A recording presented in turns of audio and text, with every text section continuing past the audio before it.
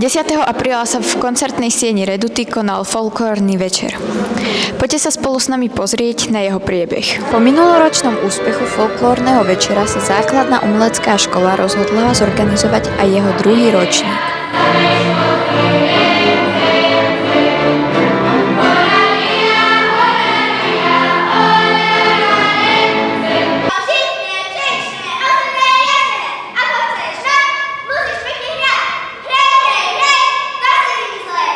Veľkú časť koncertu vyplnila ľudová hudba z Pišanček, starší aj mladší.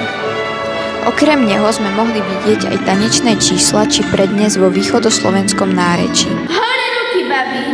Co si šíbe pišta, šmiali sa divčeta. Aký máte názor na slovenské ľudové tradície a čo sa vám na nich najviac páči? Dávajú nám identitu. Ostávame Slovákmi, nestávame sa žiadnym cudzím národom, nestrácame to, čo je naše, čo je vlastné. Takže všetky tradície, ktoré majú zmysel, sú pekné, sú tvorivé a pripomínajú nám našu históriu, sú fajn. Radosť z tanca, zo spevu, zo života a myslím, že spevu dosť ubúda v dnešnej dobe, takže toto by som povedala, že by trebalo trošku možno ešte obnoviť, alebo ten spev a tú radosť tak nejak ďalej prežívať a propagovať. Slovenské ľudové tradície by sa mali zachovávať a z pokolenia na pokolenie sa posúvať, aby sme si ich zachovávali a zostali aj pre ďalšie pokolenia, ktoré tu budú. No, tak celkovo všetko. Ja som žila od mladá tiež folklorom, takže všetko sa mi páči.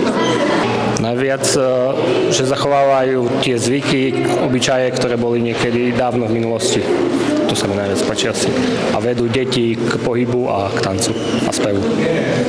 Takže sú ľudové a že sú naše. Páči sa mi, že tie tradície a tá hudba, ktorá bola celé stáročia, takže sa ďalej odovzdáva mladej generácii. Na folklóre dynamiku a ľudovosť. Tanec. Hudbu, tanec. To je najlepšie. Rytmus. Na konci koncertu boli vyhlásené výsledky súťaže Tradície v srdci ukryté. Tak výtvarné diela sme rozdelili do viacerých kategórií podľa ročníkov.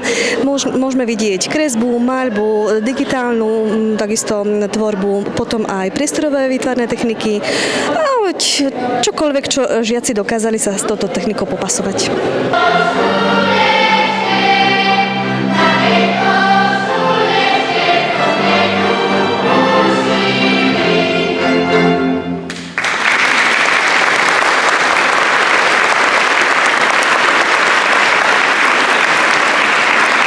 Koncert sa divákom veľmi páčil a my sa už teraz tešíme na ďalší ročník. Pre televíziu ZUŠ Tereza Paľuchová.